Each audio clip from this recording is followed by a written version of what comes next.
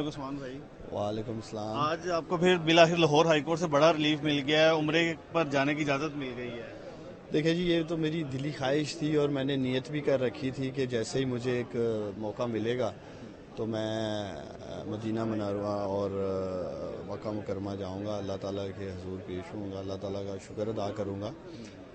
گزشتہ 1 سال 1.5 سال انتہائی مشکل رہا میرے لیے، میرے خاندان کے لیے، اور مجھے دلی خوشی ہے کہ جسٹس صاحب نے مجھے اجازت دی ہے، اور اس سے بھی زیادہ خوشی یہ ہے کہ اب پاکستان کی عدالتوں سے انصاف ہمیں ملتا نظر آ رہا ہے۔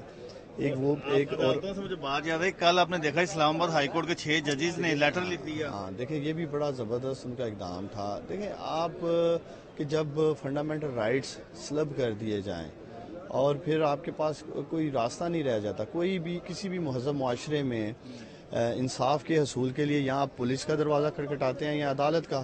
پولیس نے کیا حال کیا ہے یہ پوری قوم کے سامنے ہے۔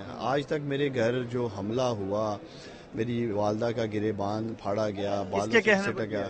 دیکھیں جب انکوائری ہوگی، اسی لیے تو ہم چاہتے ہیں کہ نوٹس لیا جائے، اور ایون ہم نے پٹیشن بھی دائر کی ہے، اور مجھے امید ہے ایک نہ ایک دن وہ تمام پولیس اہلکار کٹہرے میں کھڑے ہوں گے جنہوں نے میری والدہ کی آرم ٹوئسٹنگ کی، انہیں بالوں سے پکڑ کے گھسیٹا، ان کا گریبان پھاڑا، میری گھر کی عورتوں کے کپڑے پھاڑے، اور یہ سب کچھ ایک نہ ایک دن منظر عام پہ آئے گا اور آنا بھی چاہیے۔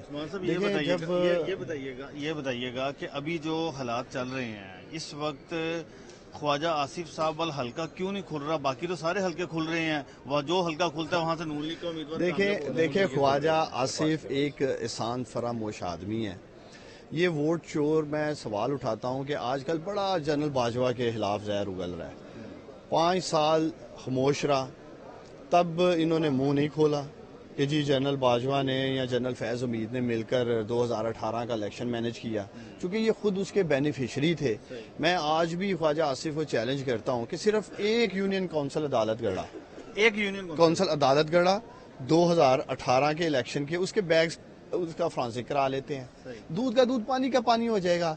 اور میرا یہ کلپ آپ نے ریکارڈ میں رکھنا ہے، یہ ووٹ چور خواجہ آصف احسان فراموش کچھ عرصے کے بعد یہ زہر اگل رہا ہوگا ان لوگوں کے خلاف جنہوں نے اس کو فارم 47 جاری کرایا ہے، جنہوں کے کہنے پہ یہ اسمبلی میں پہنچا ہے، یہ ان کے بھی نام لے رہا ہوگا۔ یہ کلپ آپ نے میرا ریکارڈ میں رکھنا ہے، اس کے خون میں ہے یہ بات۔ یہ احسان فراموش آدمی ہے، جو اس پہ احسان کرتا ہے وہ اس کے شر سے نہیں بچتا ہے۔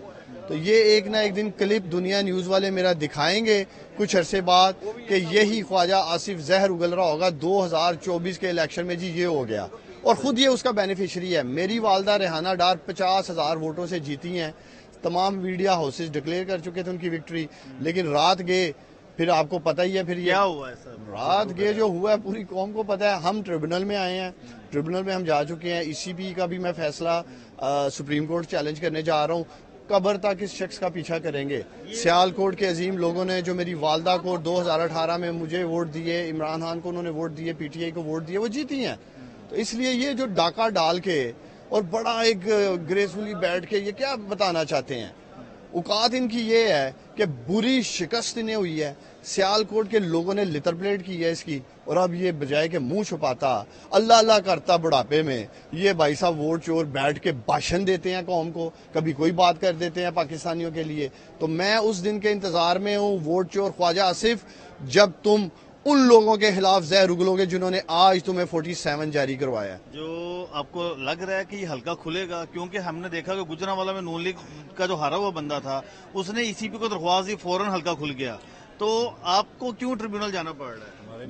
دیکھیں جی، ہمارا حلقہ کھل ہی نہیں رہا، اس لیے ہم ٹریبونل جا رہے ہیں، سپریم کورٹ تک جائیں گے، اور جس دن این اے 71 ریحانہ ڈار کا حلقہ کھلے گا، اس کا آڈٹ ہوگا، اس ووٹ چور خواجہ آصف کو منہ چھپانے کی جگہ نہیں ملے گی۔ ٹھیک ہے، اب مجھے بتائیں، اب آپ سیاست میں دوبارہ کب آ رہے ہیں؟ دیکھیں سیاست میری والدہ ٹیک اوور کر چکی ہے، میرا بھائی عمر ڈار الحمدللہ وہ بھی بازیاب ہو گیا، پھر بعد ازاں اس نے جیل کاٹی ہے، 2.5 ماہ مقدمات کا سامنا کیا ہے۔